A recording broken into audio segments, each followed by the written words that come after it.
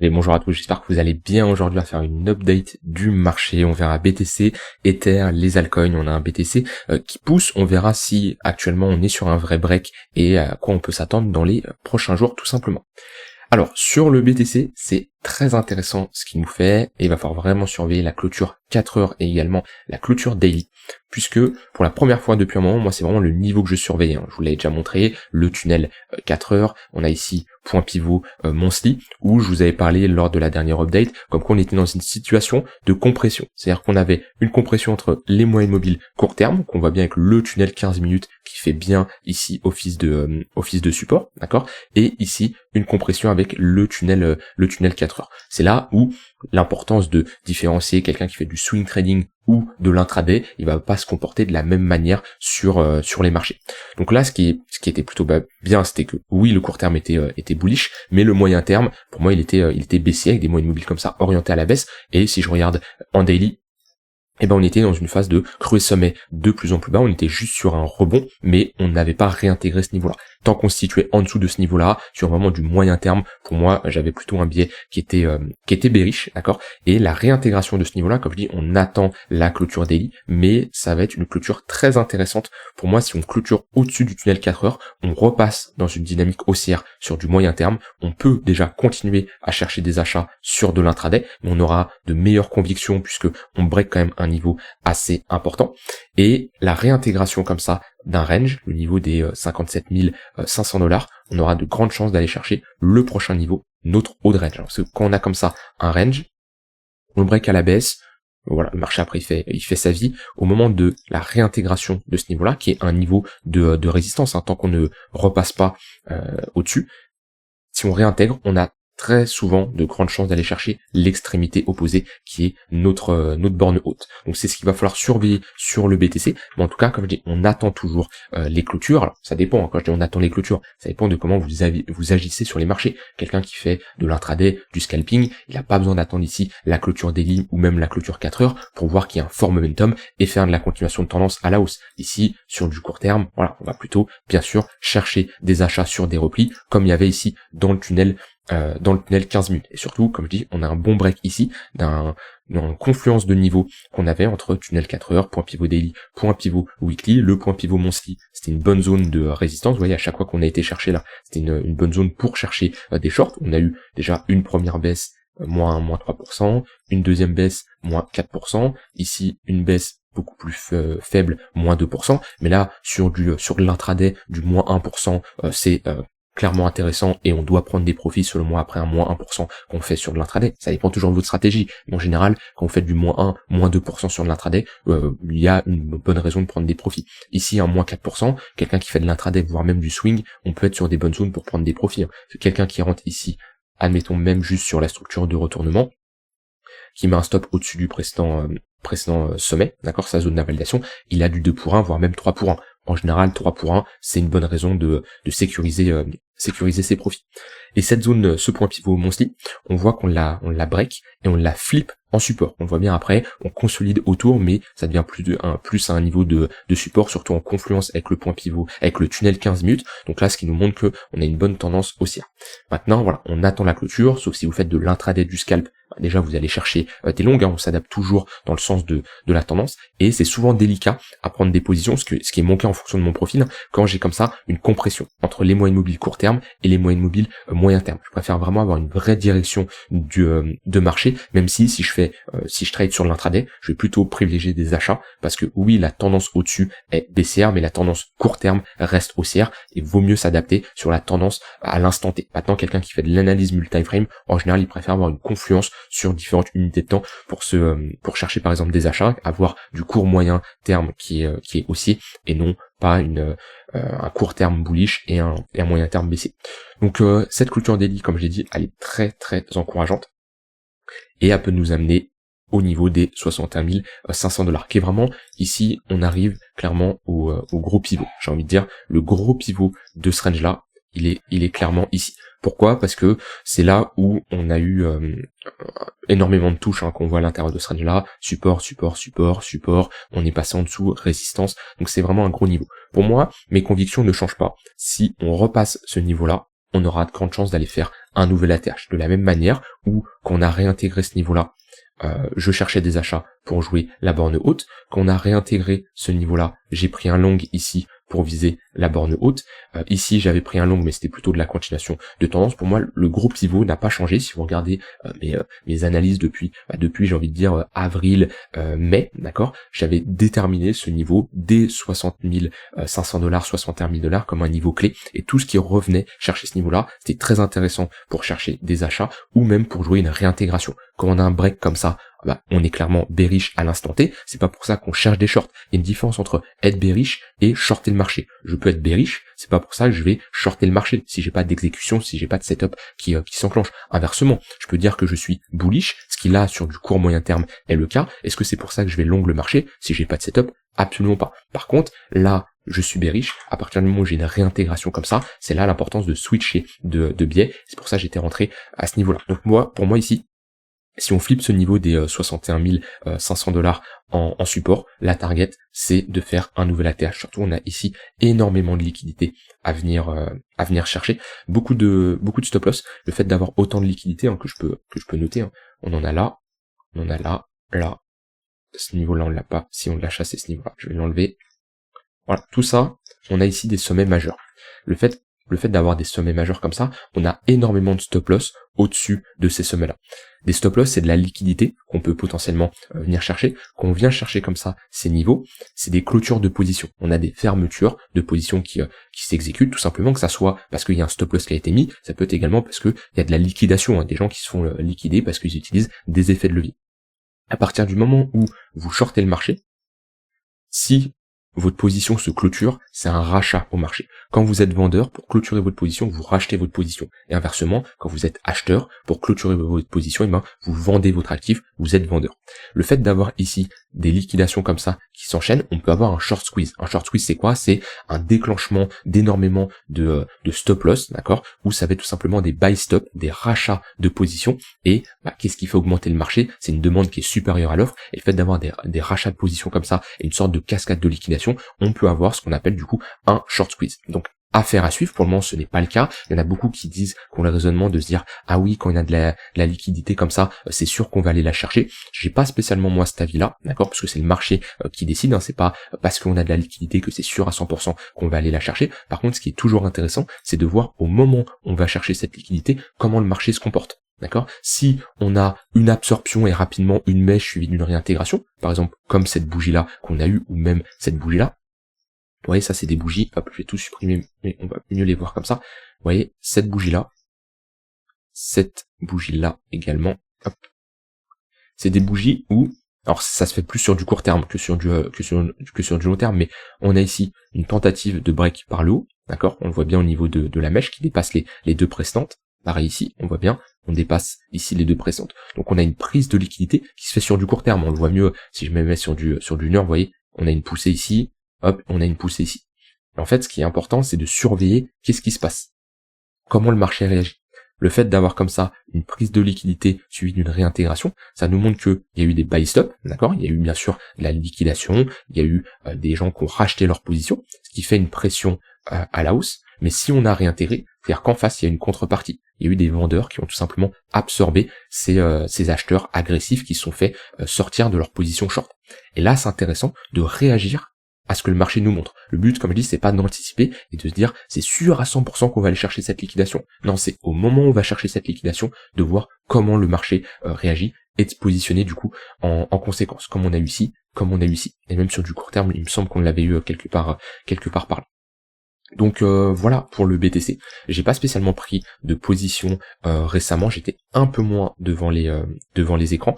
Donc ouais, j'ai pas spécialement pris de position. Maintenant là, clairement, en tant que trader sur du court terme, je cherche plutôt des achats. Dans le genre de confirmation, on a des moyens mobiles orientés à la hausse, le 15 minutes qui accroche le 1 heure. Si on a un 1 heure qui repasse au-dessus du 4 heures, ça reste un signal bullish assez intéressant sur du long terme. On voit bien que si je prends depuis le bottom, Tant que le tunnel 1 heure est au-dessus du 4 heures, c'est plutôt un signal qui est encourageant, d'accord? Et à l'inverse, quand voilà, on a bien 1 heure qui passe à la hausse, alors des fois il y a des pièges, hein. Voilà, c'est pas miracle, hein. Vous aurez pas l'indicateur, la stratégie miracle, c'est tout simplement avoir des outils qui vous permettent de déterminer des probabilités, et à partir de ça, vous pouvez déterminer un risque en fonction de la position que vous allez prendre, en fonction des probabilités. C'est comme ça que ça marche, hein. Ce que je sais, c'est je ne sais pas où le marché va aller. C'est pas mon but c'est pas d'anticiper, de dire que le marché va faire ça. Personne ne sait, d'accord? Je ne sais pas. Par contre, ce que je sais, c'est j'ai des modèles de trading qui fonctionnent parce que j'ai backtesté sur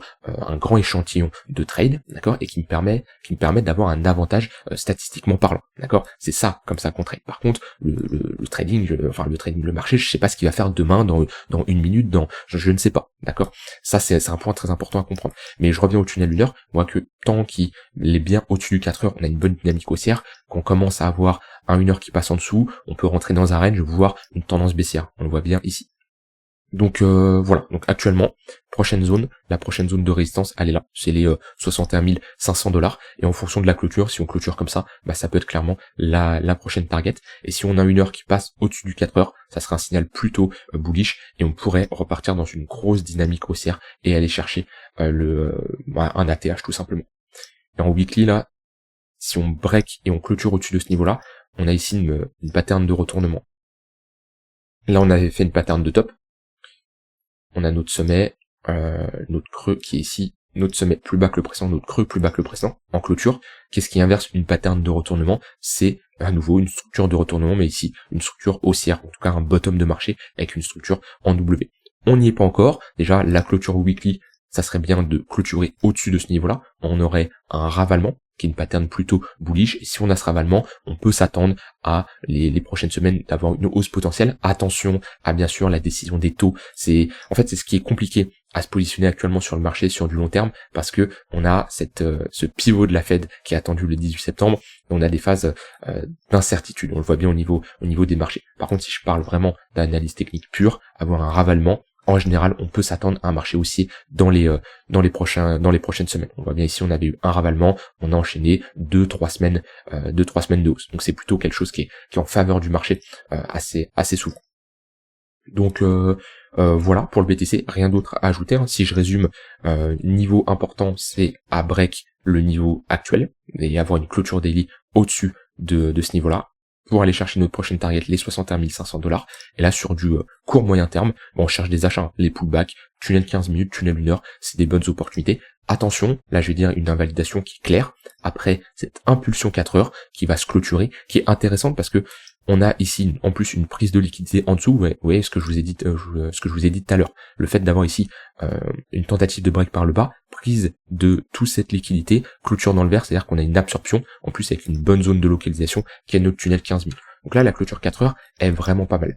On peut mettre une zone d'invalidation d'entrée qui va nous permettre d'avoir un biais directionnel et une invalidation claire pour les prochaines heures, les prochains jours. On ne veut pas une clôture 4 heures en dessous de ce niveau-là. C'est-à-dire que là, si vous êtes bullish et que vous cherchez des achats, on ne veut absolument pas une clôture en dessous de ce niveau-là. Et encore moins, alors là, c'est vraiment une grosse invalidation en dessous de la précédente impulsion.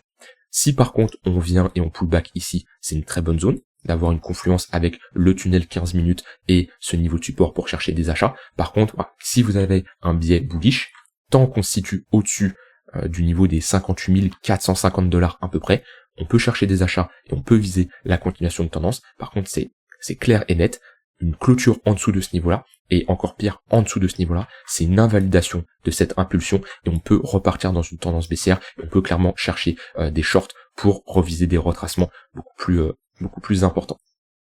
Hop, alors je sais pas où on mettra notre Fibo, ça dépend en fonction du point le plus haut qu'on fera, mais admettons on s'arrête ici, on pourra s'attendre d'aller chercher au moins les 0,382, voire même les 0,118. Donc ça voilà, ce que je vous ai dit, c'est vraiment important, et quand vous tradez comme ça, surtout quand vous tradez la tendance, c'est important d'avoir des niveaux de polarité, des zones qui vous permettent de vous dire, ok, tant qu'on se situe au-dessus de ce niveau-là, je cherche des achats. Si on passe en dessous, je vais plutôt avoir un biais neutre, voire bearish, et je vais chercher des shorts. Alors c'est pas noir ou blanc, on doit passer direct bullish, bearish, on peut passer par une phase de, ok, bullish, neutre, bearish, mais là le niveau pour moi il est clair. On a break un gros niveau qui faisait office de résistance. On a en plus une grosse confluence autour. Alors, le point pivot monstre est légèrement en dessous, mais on a le tunnel 4 heures qui est à ce niveau-là. On va voir sûrement le tunnel 15 minutes qui va s'aligner. On repasse en dessous de ce niveau-là. Pour moi, je change de biais sur du court moyen terme. Voilà pour le BTC. Au niveau d'Ether, toujours Ether qui est un peu plus faible. Vous voyez, il est toujours globalement dans son haut de range, mais ce qui est plutôt intéressant, c'est que là, on avait un tunnel 1 heure qui faisait office de résistance, et on est en train de le break par le haut. Alors, à voir en fonction de la clôture. Maintenant, Ether, on a le tunnel 4 heures qui est juste au-dessus, avec ici un niveau également qu'il va falloir surveiller, puisque c'est un niveau de résistance, hein, c'est notre support de ce précédent range. Par contre, si on le break, on peut s'attendre d'aller chercher au moins l'extrémité haute vers les 2500$. 2550$ même pour être plus précis. Donc voilà les niveaux à surveiller sur Ether. Moi je vous le dis depuis un moment, Ether je le trade beaucoup moins tant qu'il n'a pas un vrai flux et qu'il ne surperforme pas le BTC. C'est pas une altcoin qui est spécialement forte, donc je préfère me concentrer sur le BTC. Le jour où j'aurai Ether qui surperformera le BTC, et ben là je ferai plutôt de la continuation de tendance et je traderai beaucoup plus Ether parce que ça sera une altcoin qui est forte. Actuellement c'est pas une altcoin qui est forte, même si je continue d'en accumuler sur du long terme parce que pour moi c'est un très bon investissement pour les 2, 3, 4, 5 prochaines années. Et voilà, sinon sur du court terme, un peu similaire dans le sens où les pullbacks, maintenant on n'a pas un vrai flux haussier. Vous voyez la différence entre BTC, où on avait un flux qui était très intéressant, et on avait des moyennes mobiles bien orientées à la hausse, un tunnel 15 minutes assez épais quand même, où on avait une bonne zone de localisation. Ici, Ether, on voit bien que le 15 minutes est plutôt plat, parce qu'on est dans un range. De toute façon, c'est des moyennes mobiles, donc ils sont calculés en fonction de l'évolution du prix. Quand on a des moyennes mobiles qui sont plates et serrées comme ça, c'est-à-dire qu'on est dans un range, tout simplement. On le voit bien, de toute façon, j'ai pas besoin d'un indicateur de moyenne mobile haute pour le voir. Ici, juste avec l'action du prix, on le voit bien qu'on est dans un range, avec ici une tentative de break. On n'anticipe pas la cassure vu qu'on est sur résistance. Par contre, si on break pullback, ça peut être une bonne opportunité, pareil, pour faire de la continuation de tendance. Au niveau des altcoins, j'ai vu qu'on avait Paul, qui est donc Paul, anciennement Matic, qui se décorrèle un peu aujourd'hui, qui est une altcoin assez forte avec un plus 10%. On va aller regarder la charte. Alors, je vais prendre l'ancienne charte, je l'avais vue ici. Alors, donc je sais qu'il y a les nouvelles chartes. Hein. Paul, on peut voir Paul USDT, mais bon, je vais pas analyser ça sur Binance, ça vient de sortir. Alors, je sais pas si, c'est pas terrible. On va reprendre Matic comme ça. Kraken, je l'ai comme ça, ouais, parfait. Alors, donc Matic, on a un pump assez intéressant, donc déjà, je redéfinis le contexte, on est clairement, j'ai pas assez d'historique, ici peut-être, ouais, parfait. On est ici sur des niveaux historiquement bas, historiquement bas, on a eu bien sûr des niveaux encore plus bas avant, mais là, depuis les 2-3 dernières années, on est sur des niveaux de support très intéressants.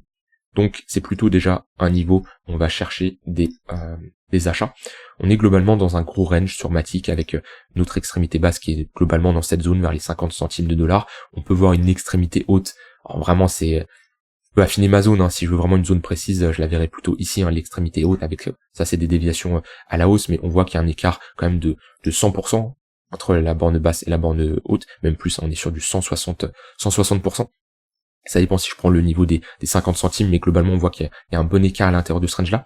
On est plutôt sur la borne basse, ça va être plutôt une zone du coup, je vais me chercher à me positionner en tant qu'acheteur, parce que dans un range, on fait l'inverse de ce que la majorité des gens font malheureusement. Les gens, qu'est-ce qu'ils font? Quand on s'approche d'un niveau de support, ils commencent à paniquer, c'est la fin, ça y est, ça va break, on n'y croit plus, et en général, le sentiment quand on est sur des niveaux de support comme ça, il est terrible, hein. Les gens n'y croient plus, c'est voilà, Paul, ça commençait à douter, alors ça se trouve, on va break, j'en sais rien. Comme je dis, j'en sais rien ce que va faire le marché dans les prochaines semaines, prochains mois, etc. Par contre, ce que je sais, c'est que là, statistiquement parlant, en étant acheteur, j'ai plus de probabilité d'avoir un trade et une position qui est rentable qu'en étant vendeur. Parce que je suis sur un niveau de support. Et un niveau de support, ça ne se vend pas, tout simplement.